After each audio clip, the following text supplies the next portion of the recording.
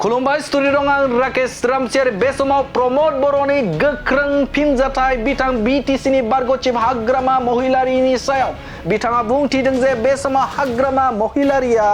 राजखान्थिनि थाखाय थामहिनबा बे समाव राजखान्थियाव इलिजिबल नंला होननानै गोख्रों बाथ्रा बुंथिदों बिथां बिटिआरनि खुंगिरि प्रमद बर' बिथाङा राजखान्थियारि मोनसे बेफुसार बाथ्रा बुंथिदों बिथां बिटिआरनि खुंगिरि प्रमद बर' बिथाङा जिर সময়ৰ কাৰণে हाग्रामा महिलारी राजनीति करार कारणे हि इलिजिबल নহয় माने बे समाव बिपिएफ राजखान्थि हान्जानि बिथाङा फिन आरोबाव आफादगिरि जादों नाथाय बे समाव बिपिएफ राजखान्थि हान्जाखौ दैदेनलांनो थाखाय सासे इलिजिबल सासे साननो हनो हानाय आरो गियानि जाय बिथांमोना फैबाय थानाय समाव 35 लाख बर' सुबुंफोर थामहिनबा 35 लाख सुबुंफोरनि थाखाय खामानि मावनो हागोन खामानि मावनो आरो साननो हानाय गोहो गोनां सुबुं बे सुबुंखौसो बे समाव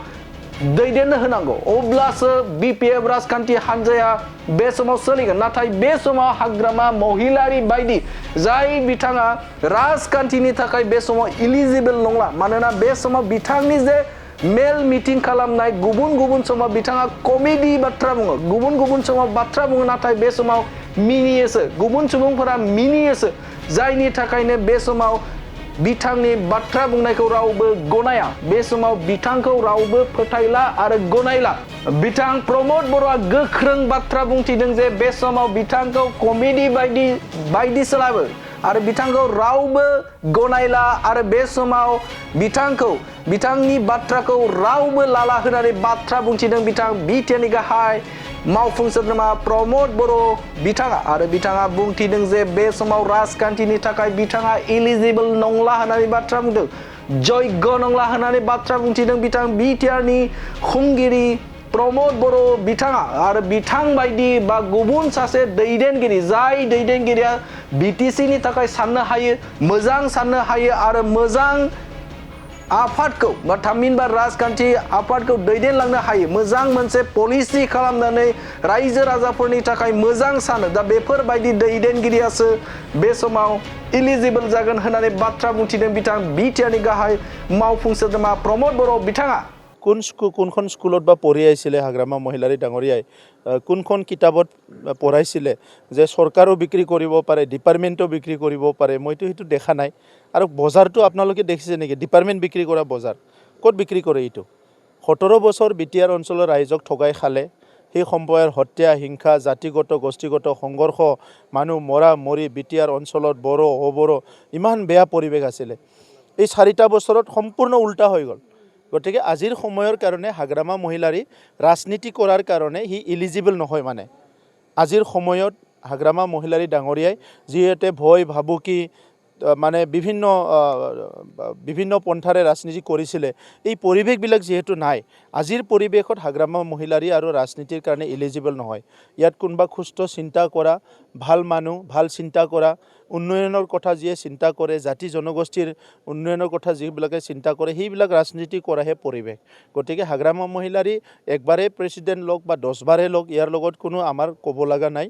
মই তেখেতক যেহেতু বিটিআৰ অঞ্চলৰ কাৰণ ইয়াত পলিটিক্স কৰি আছে মই তেখেতক নতুন সভাপতিত্ব মানে আকৌ পাইছে তাত মই কংগ্ৰেচুলেশ্যন জনাইছো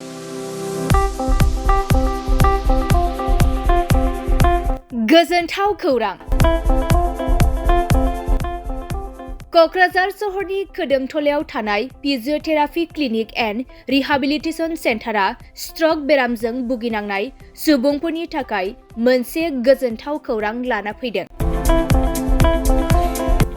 स्ट्रक बेराम जानाय सुबुंफोरखौ मोजां फाहामथाय होनो हानायनि सुबिदा होगासिनो दं क'क्राझार सहरनि खोदोमथलायाव थानाय physiotherapy clinic and rehabilitation सेन्टारा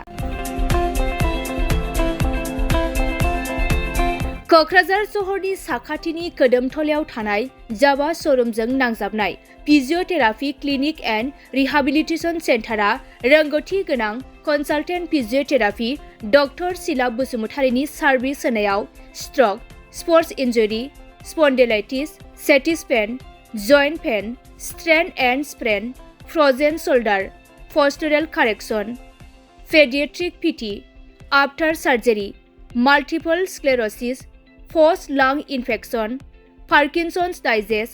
post fractures आरो डिस्क प्रलेप्स आरो स्लिप डिस्कनि बेराम जानायफोरखौ सोखानो हायो।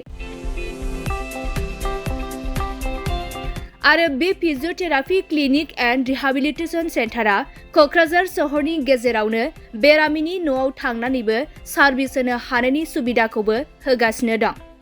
जुदि नोंथाङाबो स्ट्रक बेरामजों भुगिनांना दंब्ला थाबैनो क'क्राझार सहरनि कोदोमथलायाव थानाय फिजियोथेरापि क्लिनिक एन्ड रिहाबिलिटेसन सेन्टाराव थांनानै फाहामथायखौ लानो हागोन।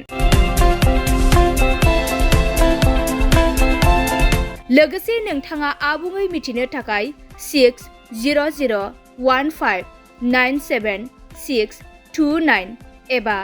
9101439836 जामबुं नम्बराव कल खालामना थोंजों खौरां लानो हागोन।